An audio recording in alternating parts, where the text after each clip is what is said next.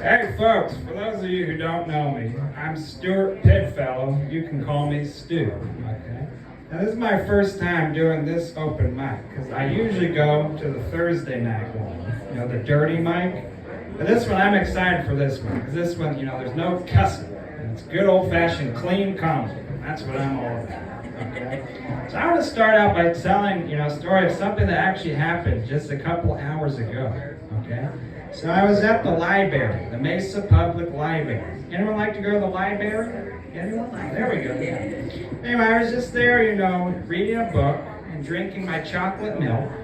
Typical Saturday for me. But there was this one mean lady. I was really bothered. Okay, so she was there with her two little kids. Now, I want to make one thing real clear. I love kids. Kids, they can be loud. They run around and play and make noise, but that doesn't bother me. Kids will be kids. That's fine. But what was really annoying is the mom. She was yelling at her kids, and it was really bothering me. Okay. So first, I was just sitting there reading my book, drinking my chocolate milk, minding my own business, and then she started to yell at one of her kids. She was like, "Nathaniel, get over here right now. Nathaniel, 1, 2, 3. And I just, I tried to tune her out. I focused on my book, drank my chocolate milk. And then, again, she was back at it, yelling at her other kid. She was like, "Benjamin, put that book down. Benjamin, 1, 2, 3. And eventually, I'd had enough, okay? So I confronted her. I walked over to her, and I said, "Excuse me, lady, can you please stop yelling at your kids?" Okay, for 2 reasons. 1, it's really bothering me, okay? And 2, it's not working. You keep yelling at them and counting, but they keep doing what they're doing. So, please stop. And then she started to yell at me. She was like, "Don't tell me how to raise my kids. I know way more about raising kids than you do, blah, blah, blah." So then I looked at her and I said, 1, 2, 3. Yeah. And that shut her up. I was proud of that. It's a big victory for me. That's why I'm in such a good mood right now. Okay? But then the main thing I want to tell you all about is a story about something that happened when I was a young man. Okay? So when I was in middle school, I had this teacher named Mrs. Cantor, and she was a mean, mean lady.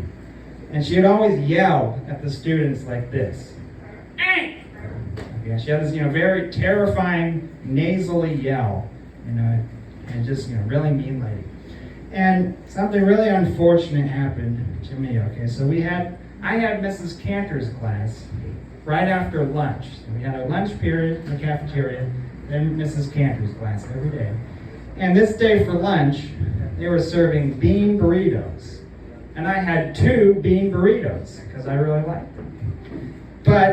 And there was one problem. Okay, quick question. This is the clean mic. Are we allowed to say fart? Yes. Oh, thank goodness. Okay. Yes. Yeah, I have to drop an F-bomb. But anyway, so, I really had, fart past gas, but I was holding it in because, I knew if Mrs. Cantor heard that and I disrupted class, she'd get really mad. "Hey! Pick that up!" That's what Mrs. Cantor would have said if you dropped anything in her class. So, I was holding it in. I was doing my best, holding it as long as I could. But eventually, I just couldn't do it anymore. So I just, let out a huge one. It's like, pow! And then Mrs. Cantor said, "Who did that?" And then everyone turned and looked at me. Can you believe that? They all ratted me out. There's no solidarity among the classmates at all. So then Mrs. Cantor said, "Stewart, go to the principal's office." So then I had to go down and walk out of the principal's office.